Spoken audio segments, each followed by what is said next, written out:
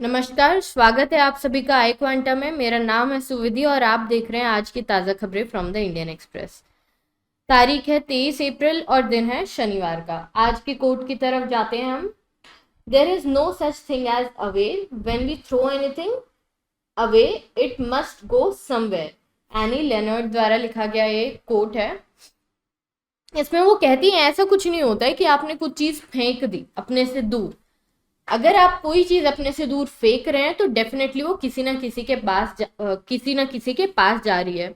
ये चीज ये आर्टिकल, ये जो कोट है आज इसलिए आया है क्योंकि आज एक आर्टिकल आया है रिगार्डिंग किस प्रकार से किम जोंग उन जो हैं, जो नॉर्थ कोरिया के डिक्टेटर हैं, उनके द्वारा फेंका गया कचरा किस प्रकार से अब साउथ कोरिया और दूसरे शोर्स पर जा रहा है और वहां पर उसकी शिनाख्त की जा रही है कि अच्छा अब क्या चल रहा होगा डिक्टेटोरियल रेजिम के अंदर, उसको देखकर पता लगाया जा रहा है। Coming to our first article, the difference this time. So in this, the editor Ashutosh Vashne says the processions rarely connected to riots are now creating them. Neutrality of state government is eroding. कहने का मतलब है कि जिस प्रकार से India में ऐसा नहीं है कि आज ही कम्युनल राइट्स चालू हुए हैं, दशकों पुरानी कम्युनल राइट्स की हिस्ट्री है इंडिया में, ठीक है। अब क्या हो रहा है कि ये जो कम्युनल राइट्स हैं कभी कभी रिलीजियस प्रोसेशंस में भी होते हैं। अब ये जो रिलीजियस प्रोसेशंस होते हैं ये मतलब ऑलमोस्ट लार्जेस्ट प्रिकर्सर, ये ट्रिगर होता है कम्युनल राइट्स का। क्यों? क्योंकि एक भी व्यक्ति ने कुछ किया, अब मास जो भीड़ है वो पहले से इकट्ठा है तो मॉब लिंचिंग चालू हो जाती है। तो अब कहा जाता है कि जिस प्रकार से जो कम्युनल राइट्स पहले किन त्योहारों पर होते थे, जैसे कि गणेश पूजा, मुहर्रम, दशहरा, दुर्गा पूजा, होली, इन सब में पहले सबसे ज्यादा होते थे। जो राम नवमी और हनुमान जयंती है, इन पर पहले कभी भी कम्युनल राइट्स देखने तक नहीं मिले।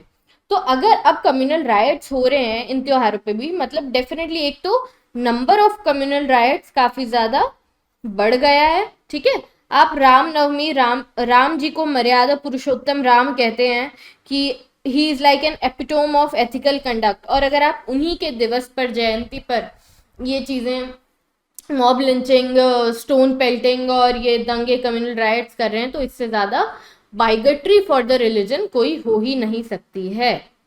फिर वो कहते हैं कि किस प्रकार से अभी कुछ स्टेट्स जो बीजेपी रूल्ड स्टेट्स हैं उनके अंदर जो ये कम्युनल राइट्स हैं काफी ज्यादा बढ़ गए हैं, जैसे कि यूपी, एमपी, कर्नाटका, उत्तराखंड, हरियाणा। जो बीजेपी रूल्ड स्टेट्स नहीं है, जो बीजेपी फ्री स्टेट्स हैं, उनमें इतने ज्यादा कम्युनल राइट्स नहीं बढ़े। जिस प्रकार से देखा गया है कि बीजेपी रूल्ड स्टेट्स में तो अगर कोई मुस्लिम है तो उसके घर बुलडोजर से उड़ा दिए जाते हैं अगर वो राइटर, ऐसा वो कहते हैं। फिर वहां पर हिजाब पर बैन लगाया जाता है, जो एसेंशियल प्रैक्टिस है, ये कहकर कि जो हिजाब है वो एसेंशियल प्रैक्टिस नहीं है इन द इस्लाम, और जबकि जो टर्बन और जो तिलक लगाकर लोग आते हैं वो एसेंशियल प्रैक्टिस है और वो जारी रख सकते हैं। दूसरी चीज, अजान जो 5 टाइम होती है उसको जो बाहर स्पीकर से सुनाई देती है वो नहीं देनी चाहिए। लव जिहाद पर कि अगर कोई हिंदू लड़के अगर किसी मुस्लिम लड़के से शादी कर ले तो उसे लव जिहाद नाम दे दिया जाता है, जबकि अगर कोई मुस्लिम लड़की हिंदू लड़के से शादी करे तो उसमें कोई दिक्कत नहीं है। इसके अलावा स्ट्रीट वेंडर्स की बात की जाती है कि किस प्रकार कर्नाटका में ये हुआ है अभी कि अगर कोई भी फल फूल बेचने वाले, अगर कोई मंदिर के बाहर अगर कोई मुस्लिम है तो वो नहीं बेच सकते हैं। किस प्रकार से जो मुस्लिम फ्रूट वेंडर्स होते हैं उनके ठेले एकदम उलट पलट कर दिए जाते हैं जस्ट बिकॉज वो मुस्लिम हैं। फिर उसके बाद जो हलाल मीट की बात चल रही थी कि नहीं ये नहीं होना चाहिए, वो होना चाहिए, ये सारी चीजें जो किसी भी व्यक्ति के ब्रीच ऑफ प्रिवेसी हो सकती है, breach of personal trade right हो सकता है, उनके अंदर मतलब बिना किसी राइट और कॉन्स्टिट्यूशनल वैलिडिटी के इन चीजों को किया जा रहा है just because ruling party in the majority, और वही पार्टी स्टेट में भी है। अब देखिए, ये एक स्टडी में, एक रिपोर्ट में सामने आया है कि जब तक जो इनकम्बेंट जो गवर्नमेंट है उनका साथ ना हो तब तक जो रायट्स हैं, जो कम्युनल वायलेंस है, जो विजिलेंस है, ये फैलाया नहीं जा सकता है। तो विजिलेंस फैलाने में सबसे ज्यादा जब जो रूलिंग पार्टी है उनका अगर साथ हो तो ही लोग मॉब ऐसा कर सकते हैं। दूसरी चीज है कि किस प्रकार से जो बीजेपी के जो हेड ऑफ मतलब हेड्स हैं, cabinet minister, minister of states हैं, वो ही अगर ऐसे मतलब प्रोक्लेम्स करेंगे कि देश के गद्दारों को गोली मारो सालों को, अगर ऐसी चीजें वो ही कहेंगे, तो जो जनता है, जो उन्हें फॉलो करती, जिन्होंने उन्हें चुनकर भेजा है, क्योंकि वो अपना आइडल मानती है उन लोगों को, डेफिनेटली जनता भी वही करेगी।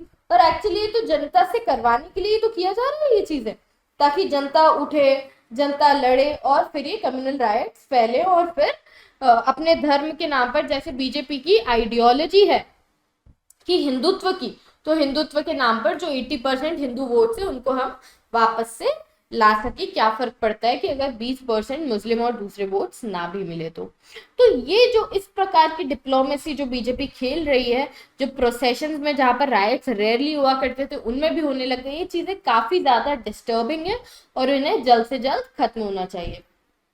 नेक्स्ट आर्टिकल है अबाउट द लिविंग ब्रिजेस। इसके अंदर कहा जाता है कि जिस प्रकार से इंडिया और ब्रिटेन के अंदर जो अभी रिलेशंस है अनफोल्ड हो रहे हैं, वो काफी ज्यादा पॉजिटिविटी की तरफ है, और इन जो इस प्रकार का जो एंगेजमेंट है उसको और ज्यादा डीपन होने की जरूरत है और हमें इसकी तरफ ध्यान देना चाहिए। देखिए कि जिस प्रकार से 75 साल पहले हमारा देश ब्रिटिशर्स से आजाद हुआ था, तब से ब्रिटिश गवर्नमेंट और इंडियन गवर्नमेंट जो है उनके रिश्ते खासे कोई अच्छे नहीं है। क्यों? क्योंकि भाई एक चीज है कि एक दूसरे के प्रति विश्वास नहीं है, ठीक है, एक प्रकार की रिलक्टेंस है, फिर वही जो बिटरनेस ऑफ द पास्ट है वो अभी भी है। तो ये सारी चीजें कभी भी इंडिया और ब्रिटेन को एक दूसरे के साथ या पास नहीं आने दी।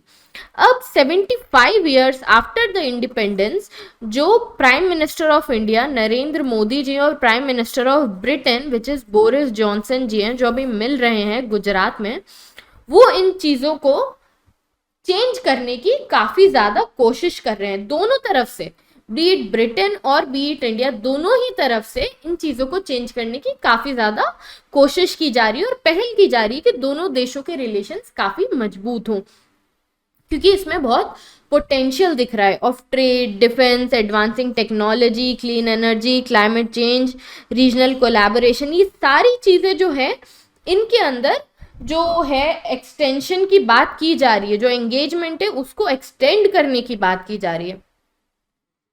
फिर उसके बाद इन चीजों को जो टाइज है इंडिया और ब्रिटेन की उनको बढ़ाने के लिए भले ही ब्रिटेन का जो स्टैंड है वो एंटी रशिया है और प्रो यूक्रेन है, लेकिन ब्रिटिश प्राइम मिनिस्टर ने इंडिया में आकर इंडियन स्टैंड की कोई बुराई नहीं की। ये नहीं किया कि आपको रशिया को कंडेम करना चाहिए, और इस बार भी इंडिया ने रशिया को कंडेम नहीं किया। हाँ, ये जरूर कहा है कि जो है ये सीज फायर जो है इसका इमीडिएटली मतलब होना चाहिए, मतलब इमीडिएटली सीज फायर हो जानी चाहिए, क्योंकि हम मानते हैं कि टेरिटोरियल इंटीग्रिटी और सोवर्निटी ऑफ स्टेट सबसे ऊपर है। लेकिन रशिया की खुले आम बुराई नहीं की है इंडिया ने अभी भी। फिर जो पीएम बोरिस जॉनसन है वो इंडियन पीएम को एक अपना खास दोस्त बताते हैं और इस प्रकार से जो पर्सनली जो है रिलेशनशिप को एक ग्रास रूट लेवल से बेहतर करना चाहते हैं। तो इस 75 इयर्स ऑफ इंडिपेंडेंस में जो ग्रोइंग कन्वर्जेंस है दिल्ली और लंदन इनके इंटरेस्ट की, ये काफ़ी ज़्यादा बेहतरी की ओर जाती दिखाई दे रही है, और क्योंकि दोनों देश शेयर्ड इंटरेस्ट काफ़ी ज़्यादा शेयर करते हैं, इंटरेस्ट काफ़ी ज़्यादा शेयर करते हैं। तो डिफेंस, सिक्योरिटी, एडवांसिंग टेक्नोलॉजी के अलावा क्लाइमेट चेंज, क्लीन एनर्जी को प्रमोट करने के लिए भी इन्होंने चर्चाएं की है। और जो बोरिस जॉनसन जी है वो चाहते हैं कि इस बार दिवाली के पहले ही जो एक्सटेंडेड ट्रेड अग्रीमेंट है, जो एनहांस ट्रेड पार्टनरशिप है, ये साइन हो जाए। और इंडियन प्राइम मिनिस्टर ने भी आश्वासन दिया है कि जो हमारे free trade agreements UAE Australia के साथ चल रहे हैं वो जल्दी ही खत्म करके ये जो लंदन के साथ ट्रेड अग्रीमेंट है इसे भी जल्दी चालू किया जाएगा और पूरा किया जाएगा। उसके बाद नेक्स्ट है पावर शॉक। तो इस पावर शॉक नाम के जो आर्टिकल है इसमें बताया गया है कि किस प्रकार से सप्लाई साइड के जो कंस्ट्रेंट्स हैं उनको ईज करने के लिए काफ़ी ज़्यादा इमीडिएट स्ट्रेस और मेजर्स लेने की ज़रूरत है।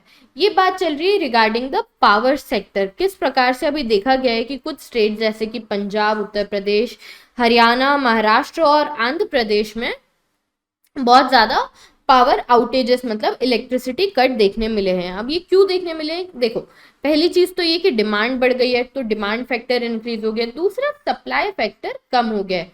जिस प्रकार से देखा गया कि कोल के जो रेट्स हैं काफ़ी ज़्यादा इंक्रीज हो गए हैं, और जो इस बार अनएक्सपेक्टेड बारिश की वजह से जो कोल माइंस हैं वो भी गीली हो गई है। ठीक है, जो इंडियन कोल माइंस है तो वहां से भी कोल लाना मुश्किल हो रहा है।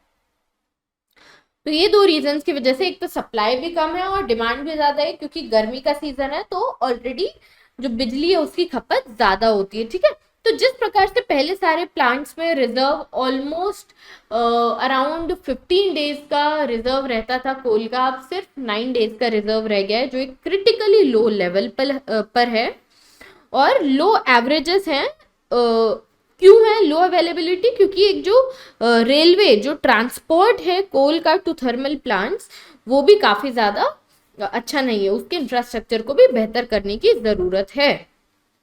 ठीक है, इस वजह से अभी इस बार 16.6 गीगावाट तक की जो कैपेसिटी है वो इम्पोर्टेड कोल से होती है और 6.7 गीगावाट की जो है वो नॉन ऑपरेशनल है।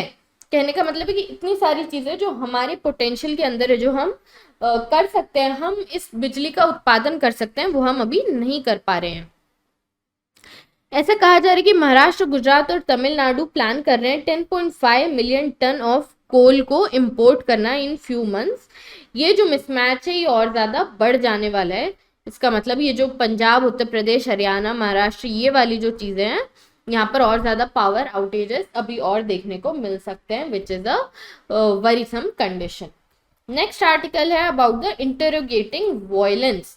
अब क्या है इसके अंदर, ये जो KP शंकरन जी हैं ये बोलते हैं कि अगर हम ये जो स्टेट स्पॉन्सर्ड वायलेंस है इसको कम करना चाहते हैं तो ये सिर्फ और सिर्फ गांधीयन विजन ऑफ मॉडर्निटी से हो सकता है, जो गांधी जी का विजन था for a new Bharat and a new state. जिस प्रकार गांधी जी क्या करते थे, देखो गांधी जी को हम ऐसा मानते कि वो काफी ज्यादा रिलीजियस थे, लेकिन मैं अब क्या है कि ये जो आर्टिकल है ये एथिक्स से रिलेटेड है, तो मैं एक छोटे से मतलब 2-5 मिनट के अंदर इस आर्टिकल को समझा दूंगी कि किस प्रकार से वो चाहते हैं कि गांधीयन जो आइडियोलॉजी है उसे हम माने। जिस प्रकार से गांधी जी कहते थे कि हमेशा सत्य, अहिंसा और सर्वोदय पर ध्यान देना चाहिए, मतलब कि concern for the well being of everyone and aparigraha which is non possession which is also ideology of Jain people in Indian community. तो फिर वो जो है वो स्वराज होगा, हिंद स्वराज होगा। ये चीज़ें उन्होंने अपनी बुक में भी लिखी है। जिस प्रकार से वो लिखते थे कि जो अगर आप किसी हिंदूआइट के पास जाओ तो आप बोलो राम राज्य है, मुस्लिमाइट के पास जाओ तो आप बोलो कि खुदा राज है, अगर आप किसी एथिस्ट के पास जाओ तो आप बोलो कि स्वराज है। अगर आप हर व्यक्ति को सिर्फ राम राज्य की बात कहने लगोगे तो हमेशा और ज्यादा दिक्कतें ही बढ़ेगी, क्योंकि हर कोई राम राज्य नहीं चाहता है। हर कोई चाहता है कि जैसा वो चाहते हैं उस प्रकार का राज्य हो, जैसा वो चाहते हैं उस प्रकार का भारत हो, और भारत तो वैसा ही है जैसे कि कॉन्स्टिट्यूशन ने एनश्राइन किया है। तो अगर आप सबको अपनी अपनी भाषा में समझा सकते हो तो उससे ज़्यादा बेहतर क्या हो सकता है। और अगर आप सबको एक ही भाषा में तोलोगे तो फिर हमेशा ही जिस प्रकार से अभी स्टेट स्पॉन्सर्ड वायलेंस हो रहे हैं वो होते रहेंगे, क्योंकि लोग एक दूसरे से दूर जाते जा रहे हैं। उन्हें ऐसा लग रहा है कि जो चीज़ें वो चाहते वो नहीं हो रही है, कुछ और की मतलब कुछ और ही धागे के अंदर उन्हें पिरोया जा रहा है। Next is correcting a wrong belatedly. कहने का मतलब है कि इसके अंदर जो ये एडिटर है वो बताते हैं कि किस प्रकार से Lucknow bench of Allahabad high court ने ओवर रूल किया है एक अपीलेट कोर्ट के डिसीजन को for a divorce Muslim women. ये तो एक रूटीन केस था, लेकिन इसके अंदर क्या हुआ था कि इन्होंने ओवर रूल कर दिया था एक चीज़ को कि मतलब कि अगर आप डिवोर्सी हैं, अगर आपका तलाक हो चुका है, तो अब आपके भरण पोषण की जो जिम्मेदारी है वो आपके जो भी हैं, मतलब हस्बैंड हैं, उन पर नहीं है। ठीक है, तो इस चीज को ओवर रूल किया है जो हाई कोर्ट है उनने। यही चीजें फिर उसके बाद शाह बानो केस के बारे में बताया गया कि किस चीज से, किस वजह से ये जो शाह बानो केस था जो इतना ज्यादा लाइमलाइट में रहा था, उसके अंदर भी सेम ही जजमेंट था। और अगर अब ये जो लोअर कोर्ट्स हैं अगर इसे ओवर रूल करने की कोशिश कर रहे हैं, तो ये पता नहीं क्या ही है जो करना चाह रहे हैं। मतलब ये तो हमारे कॉन्स्टिट्यूशन में भी एनश्राइंड है, और ये चीज़ें हैं कि अगर आपकी तलाक हो गया है, लेकिन तब भी वो जो विमेन है उसके अंदर मतलब विमेन की जो भरण पोषण का है वो ही आपको देखना ही पड़ेगा according to the Muslim family act. मतलब मुस्लिम जैसे हिंदू फैमिली एक्ट होता है, वही मुस्लिम मतलब रिलीजन जो है उनका भी एक पर्सनल एक्ट है जिसके अंदर ये चीज़ें कही गई है।